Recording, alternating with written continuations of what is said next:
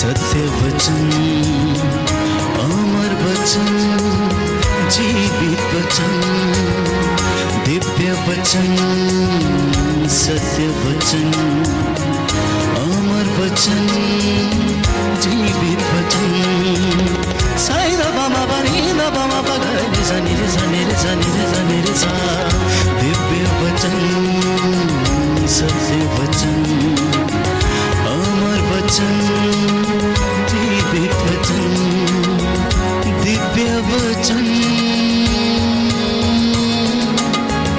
दिव्य वचन।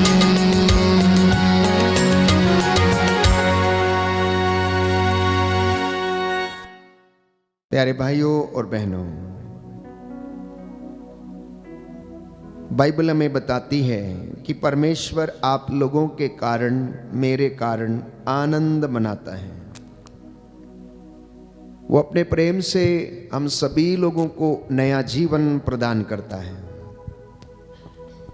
कष्ट हो, चिंता हो, परेशानी हो, घबराए हुए लोग हों, बाइबल कहती है कि प्रभु ने अपने नबियों से कहा कि जाओ और उन्हें ढारस बंधाओ, उन्हें मुक्ति का संदेश दो। प्रभु कहता है कि मैं उन पर दया करूंगा, उनकी विपत्ति में उनका साथ दूंगा। इसलिए जब परमेश्वर हमसे इन बातों की अपेक्षा करता है तो एक विश्वासी को भी, प्यारे भाइयों और बहनों, परमेश्वर के प्रति ईमानदार रहने की आवश्यकता है। प्रभु कहता है कि मैं तुम्हारे लिए सब कुछ करूंगा, मैं तुम्हारा मार्गदर्शन करूंगा, मैं तुम्हें कभी नहीं छोड़ूंगा। जब तक मैंने तुमसे जो वादा किया है पूरा ना कर दूं, मैं तुम्हें नहीं छोड़ूंगा।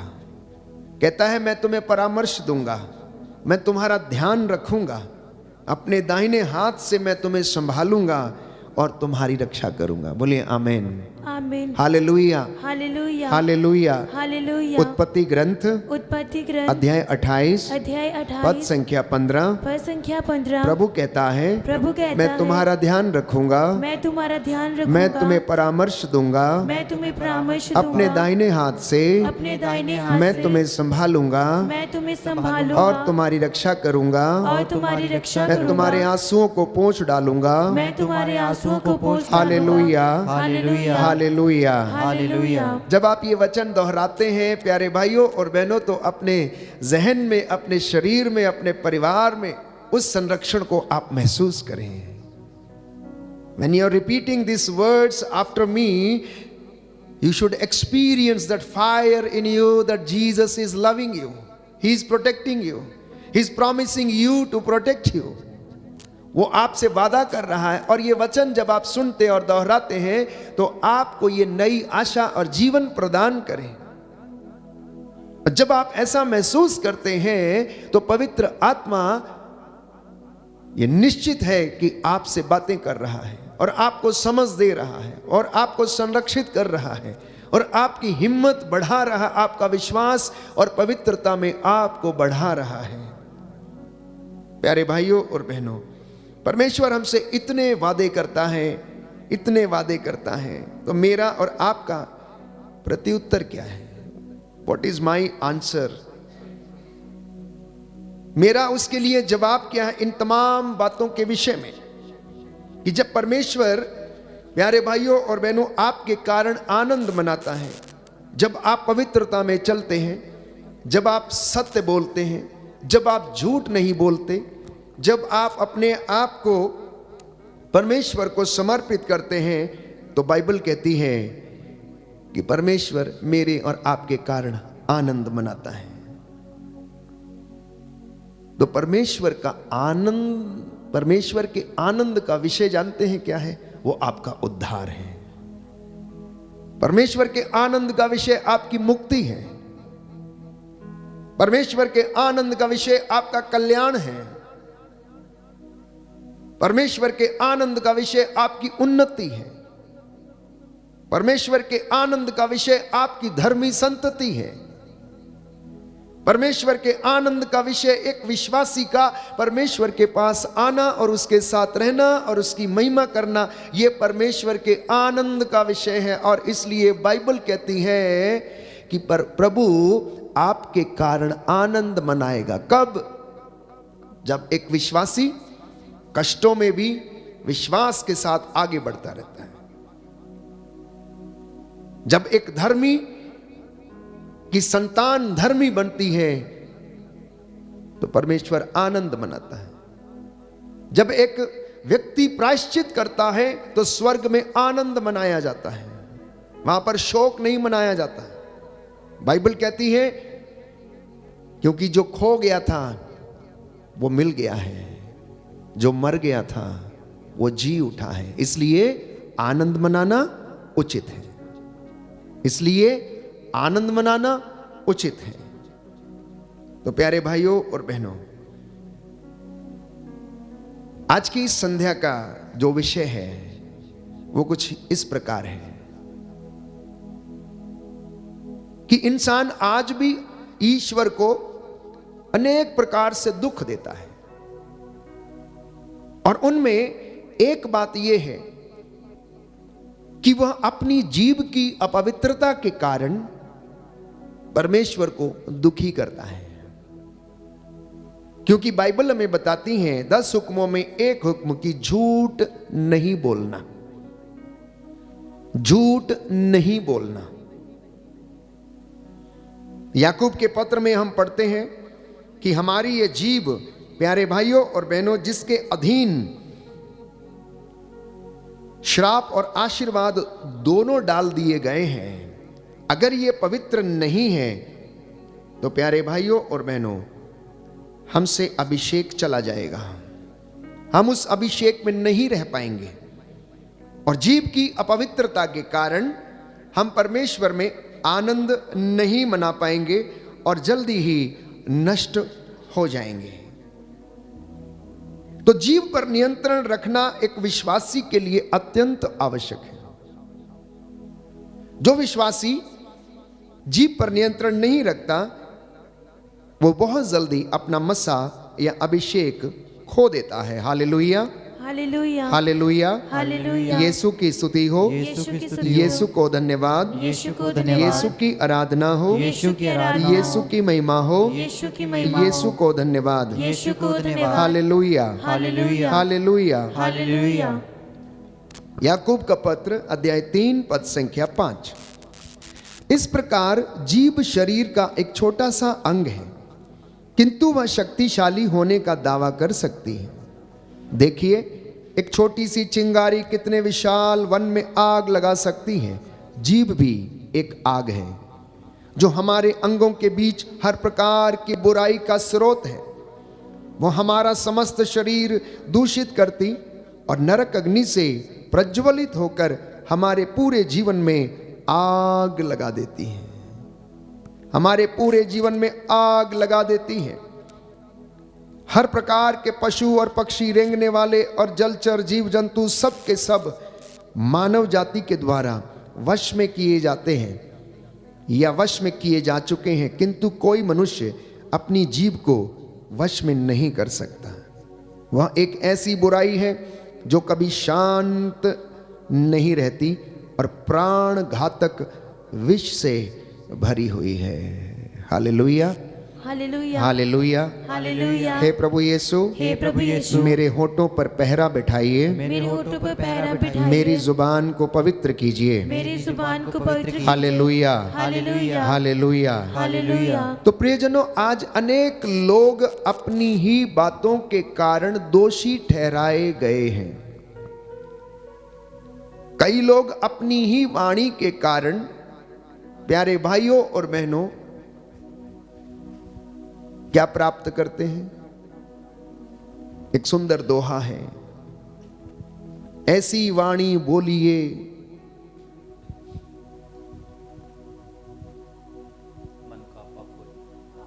मन का आपा खोए, औरन को शीतल करे, आपहु शीतल होए।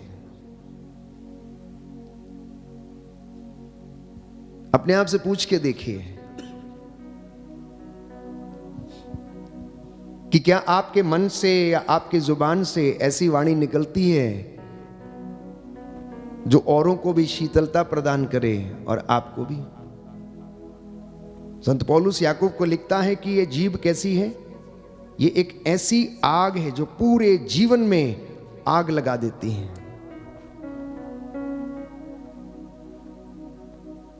इससे निकले शब्दों से सम्मान भी मिलता है और अपमान भी।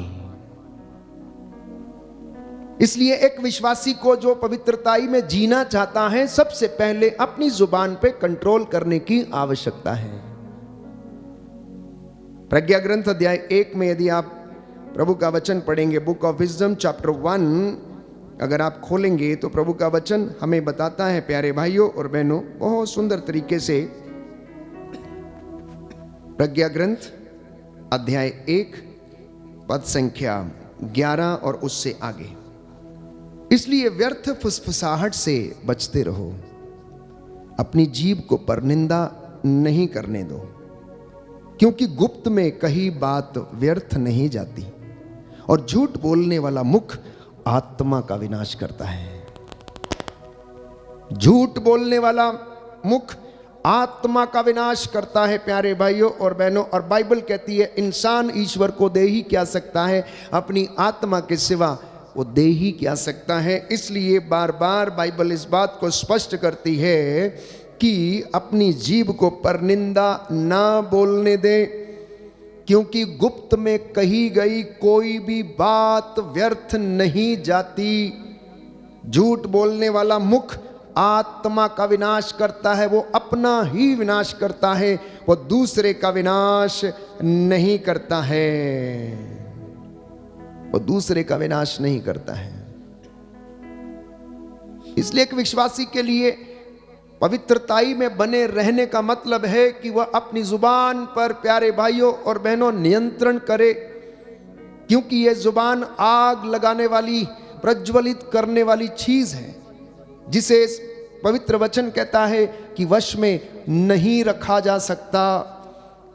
इसलिए आप लोगों ने देखा होगा, छोटी सी बात के लिए झगड़े हो जाते हैं, तलवारें निकल जाती हैं, गोलियां चल जाती हैं और वह जीवन बर्बाद हो जाते हैं। बात छोटी सी होती है लेकिन उसका खामियाजा इतना बड़ा भुगतना पड़ता है कि बाद में अफसोस करने के लायक भी इंसान नहीं रहता है। इतना ही नहीं, कहता है दुष्टों ने अपने कर्मों और वचनों से अधोलोक को निमंत्रण दिया। दुष्ट व्यक्तियों ने अपनी बोली से नरक को निमंत्रण दिया और अपनी बोली के कारण वो नरक में जा गिरे।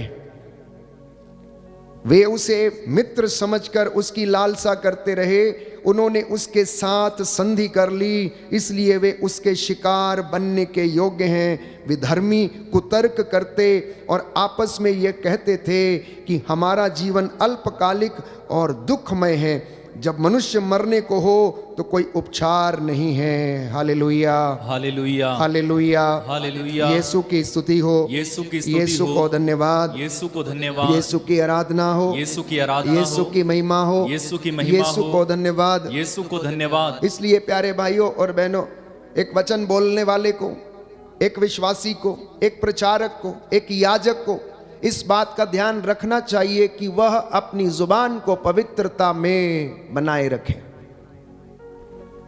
नबियों के विषय में यदि आप पढ़ेंगे, चाहे वो यिर्मयाह हो या एजेकियल हो या फिर यशायाह नबी हो, सबसे पहले प्रभु ने उनकी जुबान को शुद्ध किया, उनके होठों को शुद्ध किया। एजेकियल नबी ने जब वचन खाया तो उस वचन का स्वाद उसे मधु के जैसा मीठा लगा और प्रभु ने तब उनको नबूवत करने के लिए आगे भेजा। तो एक व्यक्ति जो वचन बोलता है, लोगों को वचन सुनाता है, उसे ये शोभा नहीं देता। जाने अनजाने में हमसे ये गलतियां होती हैं, हम समझ नहीं पाते, क्योंकि वचन रूपी जो स्वाद है वो हमने चखा नहीं है। वचन की अज्ञानता के कारण हम ये गलतियां करते हैं। एक मसीह व्यक्ति को और जो प्रभु का अनुयायी है, इस प्रकार की बातों को सर्वथा त्यागना चाहिए। आगे लिखा है book of wisdom chapter 1 verse 12, अपने असंयम से मृत्यु को मत बुलाओ, अपने कर्मों से अपने विनाश का कारण मत बनो। अपने कर्मों से अपने विनाश का कारण मत बनो। ईश्वर ने मृत्यु नहीं बनाई, वो प्राणियों की मृत्यु से प्रसन्न नहीं होता। बाइबल क्या कहती है? ईश्वर ने मृत्यु नहीं बनाई। इसलिए मत कह देना कि प्रभु ने मार दिया, प्रभु ने ले लिया, प्रभु ने ऐसा कर दिया। बाइबल साफ साफ स्पष्ट करती है कि मृत्यु ईश्वर ने नहीं बनाई, वो प्राणियों की मृत्यु से प्रसन्न नहीं होता। लेकिन कुछ लोगों ने अपने असंयम से मृत्यु को बुलाया। अपने असंयम से वो आपा खो बैठे, संयम खो बैठे, सहनशीलता खो बैठे, और या तो उन्होंने जाकर हानि कर ली अपने आप को, और या उन्होंने कुछ और अपने आप को कर लिया और विनाश का कारण बन गए। तो बाइबल कहती है कि ईश्वर ने मृत्यु नहीं बनाई, उसने सब कुछ की सृष्टि इसलिए की है कि वह अस्तित्व में बना रहे। संसार में जो कुछ है वो हितकर है, उसमें कहीं भी घातक विष नहीं। अधोलोक पृथ्वी पर शासन नहीं करता, क्योंकि न्याय का कभी अंत नहीं होगा। नरक पृथ्वी के ऊपर, प्यारे भाइयों और बहनों, लिखा है अधोलोक पृथ्वी पर शासन नहीं करता, क्योंकि न्याय का कभी अंत नहीं होता। न्याय का कभी अंत नहीं होता। इसलिए कई बार लोग कहते हैं जो होता है अच्छा ही होता है, जो होगा अच्छा ही होगा। प्यारे भाइयों और बहनों, इस तरीके के विचार छोड़ दीजिए, क्योंकि बाइबल कहती है जो ईश्वर की दुहाई देगा वो बचेगा। जो ईश्वर की दुहाई देगा वो बचेगा। जो अच्छे काम करेगा प्रभु उसे अच्छा पुरस्कार देगा। यदि आप वचन पढ़ेंगे रोमियो का पत्र अध्याय 8 पद संख्या 28 में, तो बाइबल हमें बताती है प्यारे भाइयों और बहनों, रोमियो का पत्र अध्याय 8 पद संख्या 28 की ईश्वर हमारे हृदय का रहस्य जानता है। वह समझता है कि आत्मा क्या कहता है, क्योंकि आत्मा ईश्वर की इच्छा अनुसार संतों के लिए विनती करता है। आगे लिखा है, हम जानते हैं कि जो लोग ईश्वर को प्यार करते हैं और उसके विधान के अनुसार बुलाए गए हैं, ईश्वर उनके कल्याण के लिए सब बातों में उनकी सहायता करता है। तो जो लोग प्रभु की ओर अभिमुख होते हैं, जैसा मैंने आपके लिए वचन पढ़ा आज के प्रस्तावना में, उत्पत्ति ग्रंथ अध्याय 28 पद संख्या 15 में, कि प्रभु ये कहता है मैं तेरा ध्यान रखूंगा, मैं तेरे आगे चलूंगा, मैं तुझे संभालूंगा, मैं तुझे नहीं छोड़ूंगा, मैं तुझे परामर्श दूंगा, क्योंकि मैं तुझसे प्यार करता हूं, मैं अपने दाहिने हाथ से तुझे संभालूंगा। अगर कोई व्यक्ति ये जानता है और इन बातों को अंगीकार करता है, विश्वास करता है, तो परमेश्वर क्या करता है? उसके कल्याण के लिए सभी बातों में उसकी सहायता करता है। कितनी सुंदर बात है। उत्पत्ति ग्रंथ अध्याय 28 पद संख्या 15, और इसका जवाब है प्यारे भाइयों और बहनों रोमियो का पत्र अध्याय 8 पद संख्या 28 की ईश्वर ऐसे लोगों के कल्याण के लिए सभी बातों में उनकी सहायता करता है। बोलिए आमेन, आमीन, हालेलुया, हालेलुया। हे प्रभु यीशु, हे प्रभु यीशु, आपका ये वचन मेरे जीवन में शांति प्रदान करे, शांति प्रदान करे। Hallelujah, hallelujah. मैं आपकी आराधना करता हूँ, मैं आपकी आराधना करता आपकी हूँ, महिमा गाता हूँ, आपकी महिमा गाता हूँ, आपकी जय जयकार करता हूँ। आपकी जय जयकार करता हूँ। Hallelujah, hallelujah, hallelujah. हालेलुया। तो इसलिए कई लोगों ने अपनी ही बोली के कारण, अपनी ही बुरी बातों के कारण अधोलोक को आमंत्रित किया। अपने जीवन में कई प्रकार की घटनाओं को आमंत्रित किया है प्यारे भाइयों और बहनों, क्योंकि बाइबल कहती है, प्रभु यीशु ने कहा मत्ती के सुसमाचार अध्याय 12 में कि तुम याद रखो, अध्याय 12 पद संख्या 36, कि तुम याद रखो कि तुम्हें अपनी हर निकम्मी बात का न्याय देना पड़ेगा। मैं तुम लोगों से कहे देता हूं, न्याय के दिन मनुष्यों को अपनी हर निकम्मी बात का लेखा देना पड़ेगा, क्योंकि तुम अपनी ही बातों में निर्दोष या दोषी ठहराए जाओगे। तुम अपनी ही बातों में निर्दोष या दोषी ठहराए जाओगे।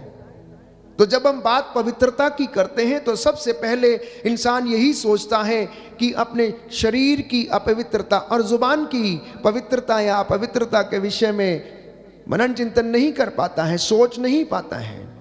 प्रार्थना करता है, भजन गाता है, स्तुति करता है और उसी जुबान से प्यारे भाइयों और बहनों ईर्ष्या के विषय में बातें करता, निंदा करता है। इसलिए प्रभु कहता है सावधान सावधान, क्योंकि तुम्हें अपनी हर निकम्मी बात का हिसाब देना पड़ेगा।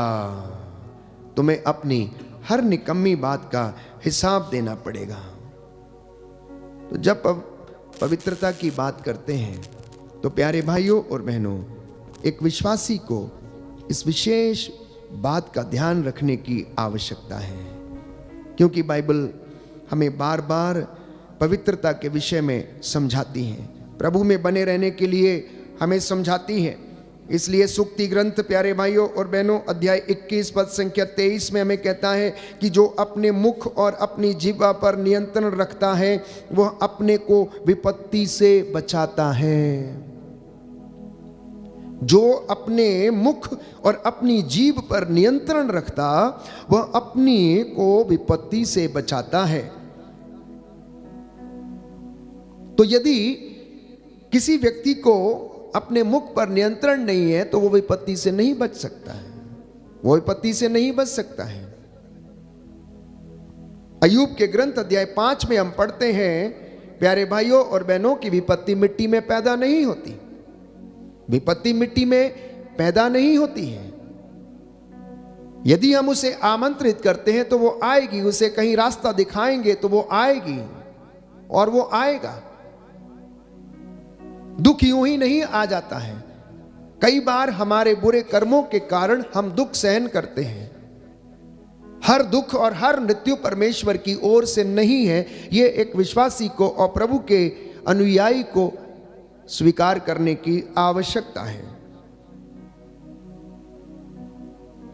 अय्यूब के ग्रंथ में हम पढ़ते हैं कि अय्यूब जब बीमार पड़ा, उसके शरीर पर कोड़े आ गए, फोड़े आ गए और शैतान ने उसको बहुत सारा कष्ट दिया। तो उसकी पत्नी एक दिन आकर उससे कहने लगी, तुम क्यों विश्वास करते हो, तुम छोड़ क्यों नहीं देते, तुम क्यों उसकी आराधना करते हो, वो तुम्हें बचाता नहीं है, तुम्हारा शरीर फोड़ों से भरा है, दुख से तुम भरे हुए हो, तुम क्यों उसे त्याग नहीं देते हो।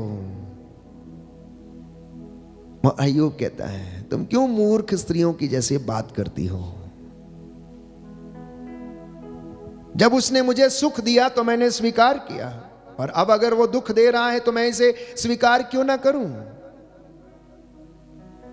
आखिर मेरे पास ऐसा क्या है जो मैंने अपने से किया है, सब कुछ तो उसने दिया है। मैं नंगा ही आया था, नंगा ही मैं वापस जाऊंगा, सब कुछ उसका है, उसने दिया है, उसने दिया था, उसने ले लिया है। और प्यारे भाइयों और बहनों, वो अपने मुख से परमेश्वर की बुराई नहीं करता है, वो अपने विश्वास में दृढ़ बना रहता है, लेकिन एक लफ्ज भी परमेश्वर के खिलाफ प्यारे भाइयों और बहनों नहीं बोलता है। इसलिए प्रवक्ता ग्रंथ अध्याय 28 में लिखता है कि जीभ के फिसलने से अच्छा है कि आप गिर जाएं। जीभ के फिसलने से अच्छा है कि हम फिसल कर गिर जाएं, लेकिन जीभ के फिसलने के कारण हमारा नाश ना हो जाए, हमारा नाश ना हो जाए। प्यारे भाइयों और बहनों, पवित्रता में बने रहना अपने आप में एक संघर्ष है, और ये एक दिन का काम नहीं है। हर पल हर क्षण जब हम ये प्रण कर लेते हैं तो हमें आत्मत्याग करने की आवश्यकता है और यीशु के पीछे चलने की आवश्यकता है। जैसा कि प्रभु यीशु ने कहा कि अगर तुम मेरे पीछे आना चाहते हो, मेरा अनुसरण करना चाहते हो, तो अपना क्रूस उठाकर मेरे पीछे चलो, आत्मत्याग करो। अगर कोई मेरे पीछे आना चाहता है और हल की मूठ पकड़कर पीछे देखता है तो वह मेरे लायक नहीं है। और हम बात कर रहे हैं पवित्रता की, तो मैंने आपसे एक विषय पर बात किया कि सबसे पहले अपनी जुबान को हम पवित्रताई में रखें। और जैसे जैसे ये पवित्रता हमारे जुबान में आती जाएगी प्यारे भाइयों और बहनों, ये हमारे शरीर पर, आत्मा पर, हमारे सुनने पर और हमारे कार्यों पर इसका असर पड़ेगा। परमेश्वर ने इस जुबान को हमें दिया है ताकि ये जुबान दूसरों के लिए आशीष का कारण बन जाए। लेकिन कितने लोग हैं घरों में प्यारे भाइयों और बहनों, इसी जुबान से वो लोगों के लिए श्राप देते हैं। इसलिए प्रभु ने कहा कि तुम्हारे इस बीच में ऐसा नहीं होना चाहिए। जो तुम पर अत्याचार करते हैं तुम उन्हें आशीर्वाद दो। जो तुम पर अत्याचार करते हैं तुम उन्हें आशीर्वाद दो। तो एक विश्वासी को, एक मसीह व्यक्ति को, प्रभु के अनुयायी को अपनी जुबान से प्रभु के लोगों को आशीर्वाद देना चाहिए। यह परमेश्वर चाहता है और कहता है आपका कल्याण होगा। कहता है प्रतिशोध लेना तेरा अधिकार नहीं है, प्रतिशोध लेना मेरा अधिकार है। कितने लोग प्यारे भाइयों और बहनों अपने घरों में, परिवारों में और बाहर आप आजकल देखते हैं, छोटी सी बात के लिए, जरा सी बात के लिए इतने बड़े बड़े लड़ाई दंगे हो जाते हैं, लाठियां चलने लगती हैं, तलवारें निकल जाती हैं और अंत में होता क्या है? इसलिए सावधान रहें। स्तोत्रकार कहता है कौन मेरे मुख पर पहरा बिठाएगा, कौन मेरे होठों की रखवाली करेगा, जिससे कि मेरे होठों से कोई ऐसी बात ना निकले, ऐसे अपशब्द ना निकले जो कि प्रभु को अप्रिय लगे। हम बार बार पवित्रताई की बात करते हैं, बार बार बुराई से बचने की बात करते हैं। 10 हुक्मों में एक हुक्म में बताता है कि हम झूठ ना बोले, मैंने कहा। और याकूब कहता है, आज के पाठ में मैंने आपके लिए पढ़ा अध्याय 3 में, कि छोटी सी जुबान जो पूरे शरीर को अपने वश में रखती है, कंट्रोल करती है, 6 फुट के शरीर को आपके पूरे कंट्रोल में रखती हैं और ये झूठ बोलती हैं। इसके फिसलने से प्यारे भाइयों और बहनों अपमान अवश्य मिलेगा। इसलिए मैंने कहा कि जब कोई व्यक्ति प्रभु की महिमा करना चाहता है, स्तुति करना चाहता है, प्रचार करना चाहता है, तो उसे जीभ की अनॉइंटिंग अर्थात उसका अभिषेक प्राप्त करने की आवश्यकता है। यशायाह नबी के ग्रंथ में हम पढ़ते हैं कि जब यशायाह को बुलावा मिला परमेश्वर का, प्रभु की प्रेरणा का उसे आश्वासन मिला, तो उसे बताया गया, बाइबल हमें बताती है यशायाह नबी का ग्रंथ अध्याय 48 पद संख्या 18 और उससे आगे, कि यदि तुमने मेरी आज्ञाओं का पालन किया होता तो तुम्हारी सुख शांति नदी की तरह उमड़ती रहती और तुम्हारी धार्मिकता समुद्र की लहरों की तरह। और प्रभु हमसे कह रहा है, पवित्रताई की जब बात करता है और वो आज्ञाओं के विषय में कि तुम झूठ मत बोलो, लेकिन जब हम उन बातों को अपनाते हैं तो वो हम अधोलोक को निमंत्रण देते हैं और अपने जीवन में अनेक प्रकार की बुराइयों को निमंत्रण देते हैं, तो हमारी सुख शांति जो है वो हमसे दूर चली जाती है। मन अशांत रहता है, दूसरों को दुख देते हैं, दूसरों को कष्ट देते हैं या श्राप देते हैं या गाली देते हैं, तो हम खुश नहीं रह सकते। और बाइबल कहती है कि मन की शांति हड्डियों को स्वास्थ्य प्रदान करती है। मन की शांति हड्डियों को स्वास्थ्य प्रदान करती है। प्रभु कहता है यदि तुम मेरी बात मानते तो तुम्हारी सुख शांति नदी की तरह बहती, लेकिन तुम लोगों ने मेरी बातों को नहीं सुना। तुमने अपनी जुबान को क्या किया? अपवित्र किया। उसके द्वारा तुमने बहुत सारी बुराई की बातें बोली। तो यशायाह नबी के ग्रंथ में अध्याय 6 पद संख्या 5 और उससे आगे हम पढ़ते हैं कि पुकारने वाले की आवाज से प्रवेश द्वार की नींव हिल उठी और मंदिर धुएं से भर गया। जबकि यशायाह का बुलावा हुआ तो उसने कहा, हाय हाय मैं नष्ट हुआ, क्योंकि मैं तो अशुद्ध होठों वाला मनुष्य हूं। अशुद्ध होठों वाले मनुष्यों के बीच में रहता हूं और मैंने विश्वमंडल के प्रभु राजाधिराज को अपनी आंखों से देखा। तो एक सेराफीम उड़कर मेरे पास आया, उसके हाथ में एक अंगार था, जिसे उसने चिमटे से वेदी पर से ले लिया था, उससे मेरा मुंह छूकर उसने कहा, देखिए अंगार ने आपके होठों का स्पर्श किया, आपका पाप दूर हो गया और आपका अधर्म मिट गया है। तब मुझे प्रभु की वाणी यह कहते हुए सुनाई पड़ी, मैं किसे भेजूं? हमारा संदेशवाहक कौन होगा? और मैंने उत्तर दिया, मैं प्रस्तुत हूं, मुझको भेज। उसने कहा, जाकर उस प्रजा से यह कहो कि तुम सुनते रहो किंतु नहीं समझोगे, तुम देखते रहो किंतु तुम्हें दिखाई नहीं देगा।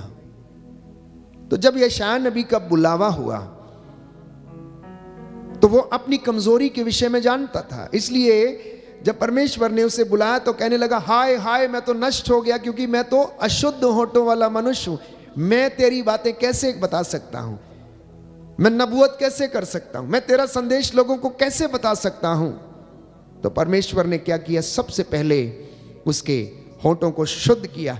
एक सेराफीम को आदेश दिया कि जाओ एक चिमटे से क्या के ले लो, अंगार ले लो और उसके होठों को शुद्ध करो। तो एक विश्वासी को जो प्रार्थना करता है, एक भक्त को जो भक्ति करता है, एक प्रेज एंड वर्शिप करने वाला व्यक्ति जो गीत गाकर स्तुति करता है, और एक प्रचारक या एक याजक जो मेरी तरह प्रचार करता है, प्यारे भाइयों और बहनों, हमें पवित्रताई में बने रहने की आवश्यकता है। अनेक बार अनजाने में हमसे बहुत ज्यादा गलत शब्द निकल जाते हैं, उन पर ध्यान देने की आवश्यकता है। ये आज का वचन है, ये प्रभु ने आज प्रेरणा दिया है प्यारे भाइयों और बहनों, और ये आत्मा मैं समझता हूं और विश्वास करता हूं कि पवित्र आत्मा की ओर से है। जब यिर्मयाह नबी ने प्रभु की बातों पर विश्वास नहीं किया, वो अपने मां के गर्भ को कोसने लगा, वो बीमार पड़ा, उसकी बीमारी का अंत नहीं हो रहा था।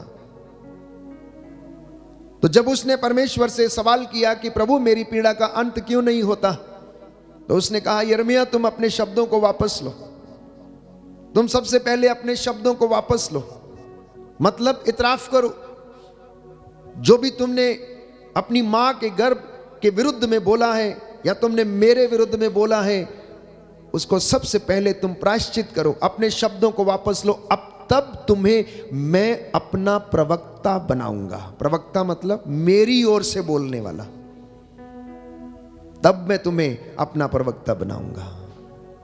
तुम अपने शब्दों को वापस लो, प्रायश्चित करो, तुम सबसे पहले माफी मांगो, और तब तुम मेरी जीभ बनोगे। तुम्हें लोगों के पास जाना नहीं पड़ेगा, लोग तुम्हारे पास आएंगे। प्यारे भाइयों और बहनों, इतना ही नहीं, अगर आप यिर्मयाह नबी का ग्रंथ पढ़ेंगे अध्याय 1 पद संख्या 5 और उससे आगे, तो परमेश्वर का वचन हमें बताता है कि किस प्रकार से परमेश्वर ने यिर्मयाह के मुख को भी शुद्ध किया। लिखा है अध्याय 1 पद संख्या 9 और उससे आगे, तब प्रभु ने हाथ बढ़ाकर मेरा मुख स्पर्श किया और मुझसे ये कहा, मैं तुम्हारे मुख में अपने शब्द रख देता हूं। देखो, उखाड़ने और गिराने, नष्ट करने और ढा देने, निर्माण करने और रोपने के लिए मैं आज तुम्हें राष्ट्रों तथा राज्यों पर अधिकार देता हूं। तो जब परमेश्वर ब्लेस करता है, अभिषेक देता है, शुद्ध करता है, पवित्र करता है, तो उसके चुने हुए लोगों को उस पवित्रता में बने रहने की आवश्यकता है, अन्यथा वे अपना अधिकार खो देंगे, अन्यथा वे अपना अधिकार खो देंगे। और परमेश्वर ने यिर्मयाह नबी को क्या करने का अधिकार दिया? गिराने का, उखाड़ने का, ढा देने का, निर्माण करने का, रोपने का। कहता है, आज मैं तुम्हें राष्ट्रों तथा राज्यों पर अधिकार देता हूं। अभिषेक का सामर्थ्य प्यारे भाई और बहनों, तो आप लोग जो वचन सुन रहे हैं और जो वचन बोलते हैं, जो प्रेज एंड वर्शिप करते हैं, दूसरों को वचन सुनाते हैं, प्यारे भाइयों और बहनों, आज हम विशेष रूप से इन बातों के लिए प्रार्थना करेंगे कि हम पवित्रताई में बने, हमारी जुबान, हमारा मुख, हमारे होंठ पवित्रताई में बने रहें, और प्रभु जो हमारे इस पवित्रता के कारण आनंद मनाएगा, हमें आशीष प्रदान करेगा, आशीष प्रदान करेगा। आइए हम प्रार्थना करें, प्रभु हमें आशीष दे और हमारे होठों से जो गीत निकलें जो शब्द बोले जाएं वो प्रभु की महिमा के लिए हों और प्रभु को पसंद आए।